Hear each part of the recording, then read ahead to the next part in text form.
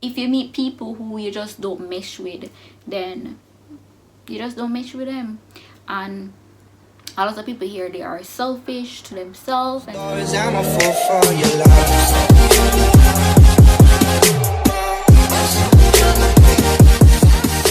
hey guys, welcome back to my channel. I have officially uploaded over 100 videos to YouTube.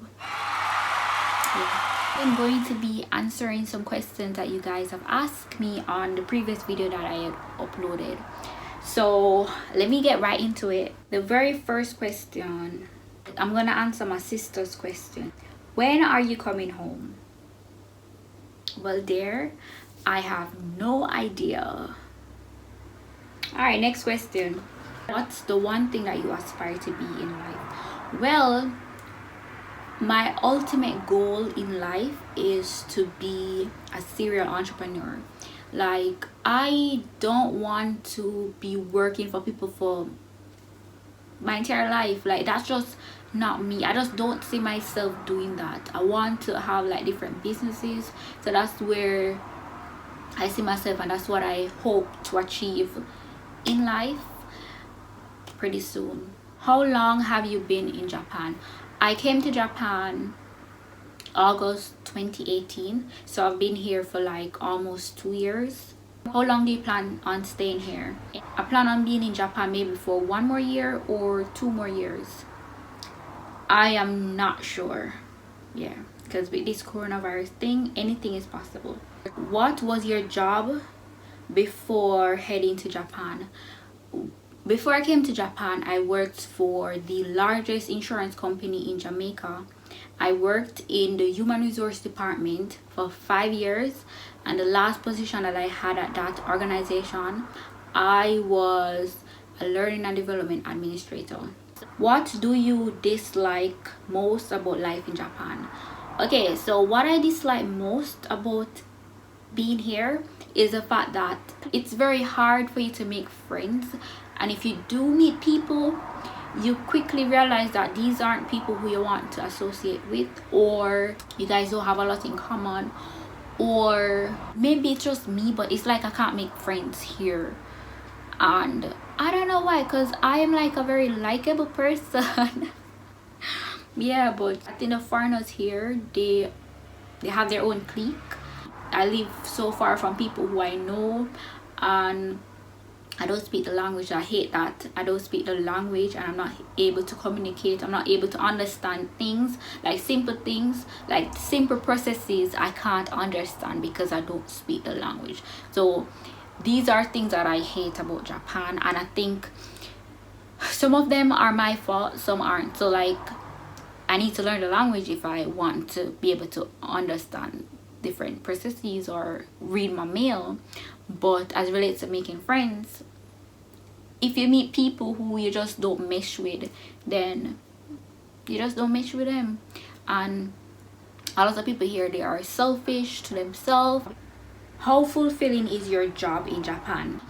Let me just say that I am not a trained teacher, so coming here, this was the very first time that I actually taught people or kids or whatever. It's 50-50 because sometimes I feel like I'm not being used enough in the classroom, so I think that they need to, you know, use me up some more. And then the next time, it's like when I do like lessons, I feel so good knowing that the kids who don't speak English fluently understand everything that I'm saying and can do the task that I give them to do. So it's very rewarding at times, but sometimes I feel like I'm just taking up space. What are your plans after Japan? Well, now that these plans have changed, I can tell you what I wanted to do. So I wanted to leave Japan and go to China to work for 1 year. So that was the plan. But now that China is being China, I don't think I'll be going there anymore to work. I have to move plan B to now plan A. I'm not gonna tell you guys what I'm gonna be doing because I don't want to jinx it. So maybe after, when everything has been finalized, then I'll let you guys know what my next step is. But for now, China is out of the picture. What was the process like getting a second job? All right, so the recruiting period here for teachers, it's usually November, December through to March, April. The new school year starts in April, so schools usually start recruiting from November, December. Now, don't get me wrong, they also recruit throughout the year, because of course you're gonna have people who leave for unforeseen reasons. To get a job, it's super easy, especially if you live in like the cities, so like Tokyo, Yokohama, Osaka, Kyoto. I did a video about finding jobs in Japan, so I'm gonna leave it in the description box below so that you guys can check it out if you're interested. Yeah, so pretty easy. Just go on the sites, apply for the jobs. I need to also put this out there, so people in my skin tone, there are schools in Japan who don't want to hire us. So for me, if I see a school that is asking me for a photo, I simply decline, because you should be hiring me based on my experiences and my qualification, not because of how I look and my skin tone. So I don't know, this is just an advice for you guys. Just be careful, yeah, so that you don't get disappointed. But like, you can try very popular schools, because they usually hire Jamaicans, especially because Jamaicans are always looking for more than one jobs. So you can check out those schools, and if you want me to specifically give you the name of these schools, you can send me a DM and I'll let you know what specific schools you can apply to that definitely want to hire Jamaicans. Okay, did you apply for work permit? Okay, so if you came here as an English teacher, more than likely you got an instructor's visa, which means that for this visa you can only work in public schools. So if you plan on working for another company, you have to get permission from immigration and from the company that is sponsoring your visa. The first thing that I did after I secured the job, I told my main company, that hey, I got a part-time job, what's the procedure? They usually fill out a form, or you can just email the information to your main company. So they usually require information such as like your the monthly or hourly rate, plus how many hours per week you'll be working, simple stuff like that. And then they're gonna fill out a form and send it to you. You're gonna take the form that your main company sent to you, along with the documents that your part-time job gave you, take it to the immigration office, give it to them. You're gonna sign up a small card, and they're gonna mail that card to you. When you receive that card, you have to take back that card to immigration. So you're going to be going to the immigration office 2 times. One, to drop off the documents, and the second time to go there to get a stamp in your passport. I have heard that they have actually stopped putting stamps in the passport. They probably stamp your resident card.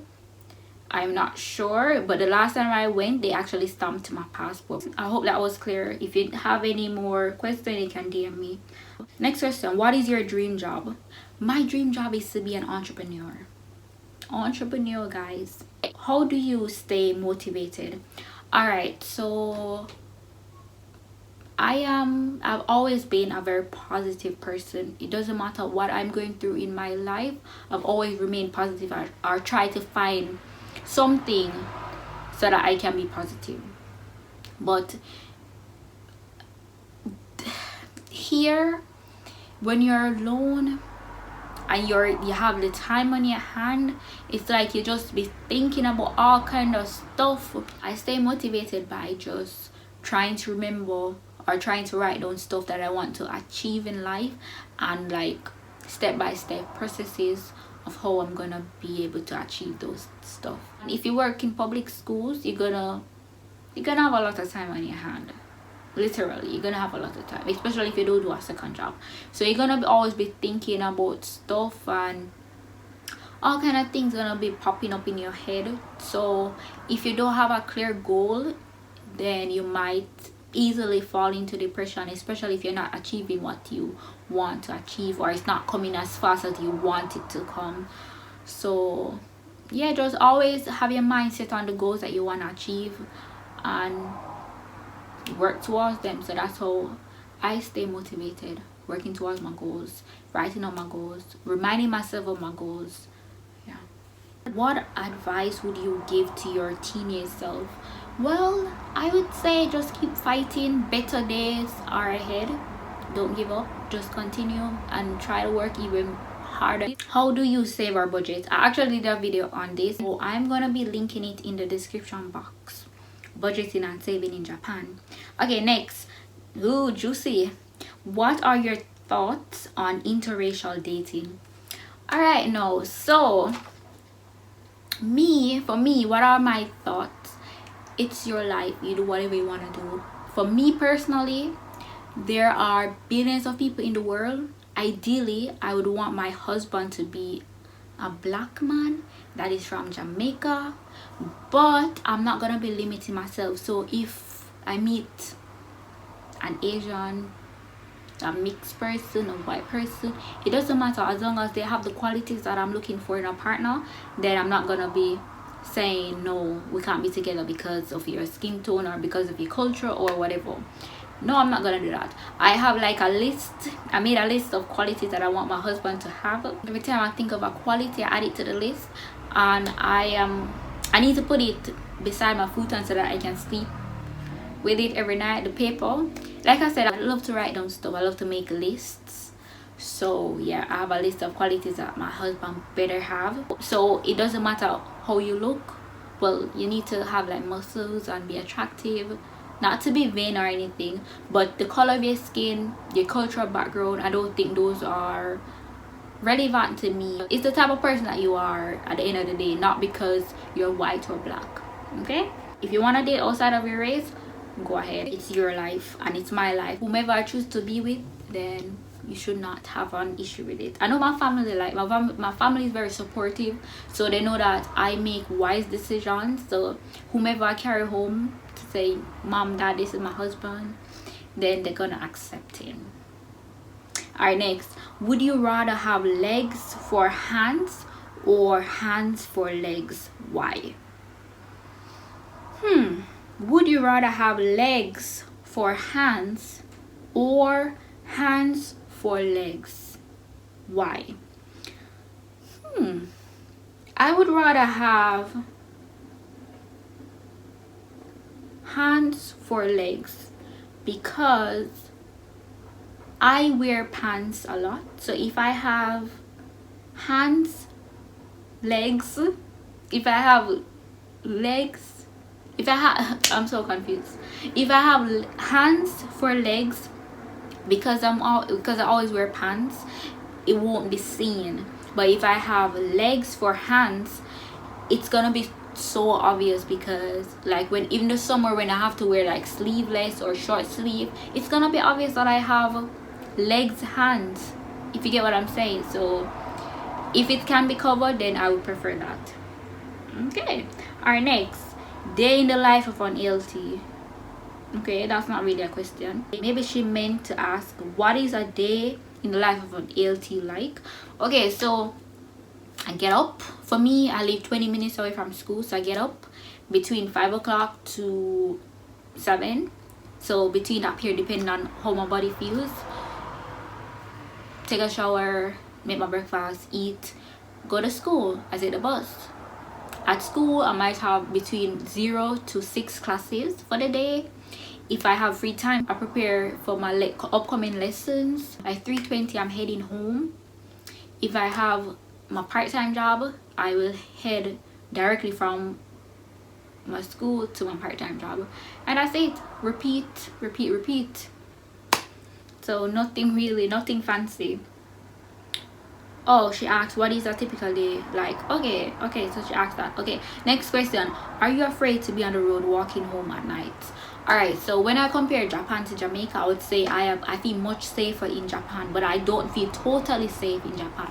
So when I say that, I mean like I can be in a crowded area or anywhere in Japan, and I can be on my phone, I can be talking to someone, I can be texting, I can be watching a video, and I'm not scared that someone is gonna try and don't move, give me a phone, or try to rob me. No, you're not gonna really.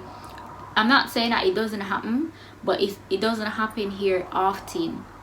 So in terms of that, I am safe. But what I don't feel safe about is the fact that there are a lot of creepy men here, perverted men here, who will follow females home, especially people who stand out like myself, black woman.